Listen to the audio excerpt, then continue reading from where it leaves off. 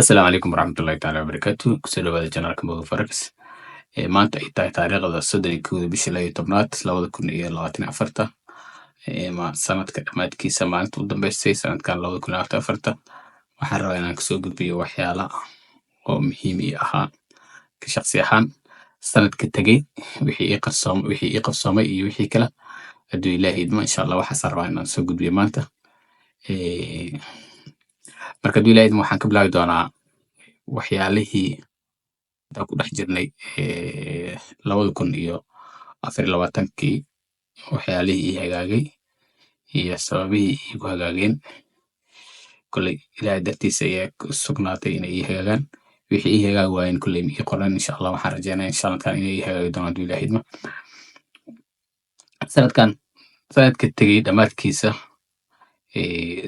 2023 ayaa waxaan go'aansaday inaan iska daayo inaan ahaado shaqaale ama qof inaan u shaqeeyo. Dhammaadkii 2023 ayuu soo bilowday hayaankan haddaan ku dhex jiro ama hawshan aan ku dhex jiro suuqan Forex-ka. In badan aan ku dhex jiray oo ku hamin jiray, laakiin maadaama shaqo kale aan haystay, shaqada kale income iga soo galaya marka way igu adkaatay inaan shaqadaas ka tago oo waxaana u go'o. Marka taas ayaa kalaftay inaan iska dhaafo. December sanadkii 2023 ayaan go'aan ka gaaray. Marka waxaan dhahay markaan waxaa laga rabaa inaan inaan sameysid. Isbedelkii ayaan u fariistay. Waxaan qortay qorshe iyo nidaam waxaan samaystay. Waxyaalo badan oo ii hagaageen, waxyaalo ma ii hagaagin. Waxyaalaha aan dhihi karo oo sanadkan oo ii hagaagay waxaa ka mid ahaa safaro. Horta maasha allah waxaan ahaa nin safar jecel. Safaro badan ayaa ii hagaagay ilaa sanadkan haddaan ku dhex jirno gudihiisa waxaan safray ku dhawaad waxaan safray 20 safar ka badan aan galay. Alxamdulillah waxaan kaloo iska soo guday waajibaadkii xajka. Marka taas ilaahay ugu mahadcelinaa maadaama ilaahay mahadaas iska leh. Ilaahay waafajiyey dadka loogu yeeray oo Kacbada ayaan ku biiray sanadkii hore xajka tegey. Bishii 6 oo lasoo dhaafay sanadkan aan ku jirno ayaan soo gudanay waajibaadkaas. Maasha allah waxay ahayd safar aan la iloobi karin. waxyaalaha soo booqday waxaa ka mid ahayd Masjid Nabiya maasha allah iyo qubuurtii Nabiga sallallahu alayhi wasallam. أهل الديار من المؤمنين والمسلمين وإنا إن شاء الله بكم لاحقون نسأل الله لنا ولكم العافية أنتم سلفنا ونحن بالأثر اللهم اغفر لهم وارحمهم وعافهم واعف عنهم وأكرم نزلهم ووسع مدخلهم اللهم صل على محمد.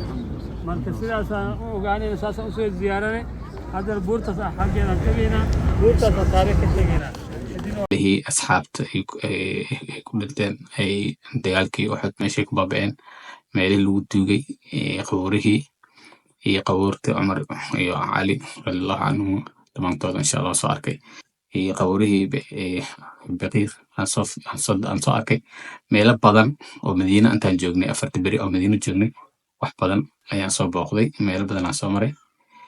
Kadib waxay noqotay inaan soo safarno Makka.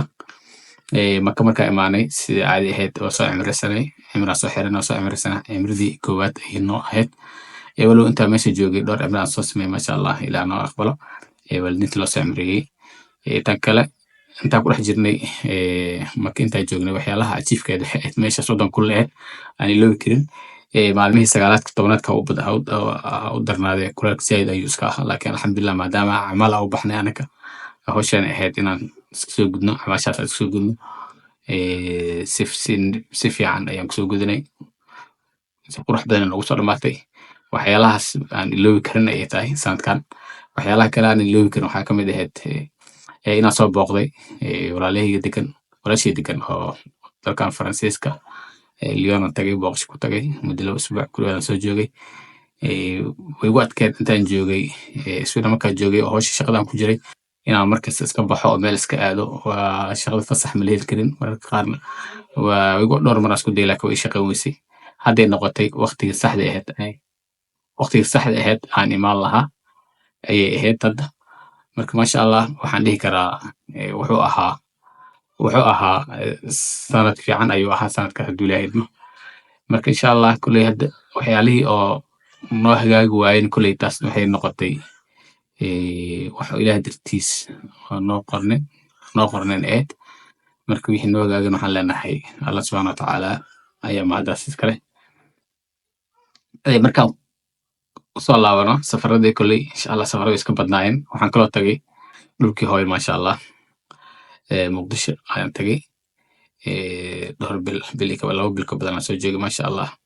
meel qurux badan ay ahayd. waxaan soo booqday liidaan soo booqday meelo badan aan tagay xamar aan soo koogdan xaafadeena waa tagay. kulley intaan meesha joogay booqasho badan aan soo tagay asxaab badan aan horey in badan aan sarkin oo muddo badan aan kala moogeen aan soo aragnay. jawi fiican aan kusoo qaatay si fiican ay kusoo dhamaatay. kadib markii aan usoo leexdo qaabkii iyo suuqii iyo shaqadii hadda hawshan aan ku hayno suuqan wixii nooga hagaagay iyo wax kale markaan usoo laabano safarka kasoo laabano waalidiinteeda degan oo Netherland aan dhowr mar u tagay ilaa 4 mar. sanadka gudihiis waagi horena 1 mar ayaa dhib igu ahayd inaan aado. marka insha Allah taasna waxay noqotay inaa lugtii ii furantay. marka alxamdulillah taas ilaah mahadaas iskale ilaah u mahadcelinayna. marka insha Allah waxyaalihii ii hagaagay oo suuqan hadda intaan ku dhex jiro ii hagaagay waxaa kamid ahayd waxaan samaystay risk ber trade ama risk maxaa lalahay berdhay maalintii inaan ku talagalo 2% risk u badnaan inaan galo maalintii aad u badnaan. halkii trade aan lagu risk gareeyo 1% 2 trade ugu badnaan inaan qaato. waxyaalaha kale cajiibka ahayd oo intaan ku dhex jirnay hawshan ilaahay waafajiyo waxaa kamid ahayd inaan u sameeyo jadwal inaan wax aqriyo quraanka ha noqdo buug ha noqoto wax badan ayaa iska bedelay wax aqrinta xaggayga iyo waxbarashada naftirkeeda. trading session xilli aan trade gareeyo ayaan samaystay iyo beer aan ku trade gareeyo lacag aan ku trade gareeyo ayaan samaystay. risk ber trade waa samaystay. marka iyo make maxaa lalahay recap tradekii aad gashay wixii inaad ka qortid wax akhbaar ah meeshuu ku dhamaaday iyo meeshuu kasoo raacday inta waxay noqotay wax oo maasha Allah wax badan iga hagaagay. insha Allah sanadkan soo socdo 2025 bilowgiisa hadduu Ilaahay idmo berit aan bilaawi doono hadduu Ilaahay idmo. qorshaheena wax badan aan qoranay. qof kasta waxaa laga rabaa buuggiisa iyo qalinkiisa inuu wax ku qorto. qofkii telefoon wax ku qornaa wax ku qorto. marka insha Allah kulley saas ayay ahayd. insha Allah sanad soo socdo waxaan noo rajaynaa hadduu Ilaahay idmo anagoo energy fiican hayno sanadka inuu Ilaahay noo waafajiyo. kulley sanadkeena anaga waxa waaye milaadida iyo hijrida laba waxa waaye sanadkeena waaye insha Allah. waxaan u dabaaldegaynaa keliya markay tahay hijridan dabaaldegi doonaa hadduu Ilaahay idmo. laakiin wax qorshe iyo wax nidaam iyo waxaan samaysan doonaa hadduu Ilaahay idmo. marka insha Allah sanadkan qaabka wax akhrinta wax badan aan ka bartay inaan wax badan akhriyo. insha Allah sanad soo socda waxaan rajayn doonaa inaan intaan akhriyay laba jibaarkeedana akhrin doono hadduu Ilaahay idmo. qofkas marka waxaan kala daarmaa in uu Ilaahay ku xirnaado oo wixii Ilaahay u qoray uu aamino. markaas insha Allah waxaas way hagaagi doontaa hadduu Ilaahay idmo. insha Allah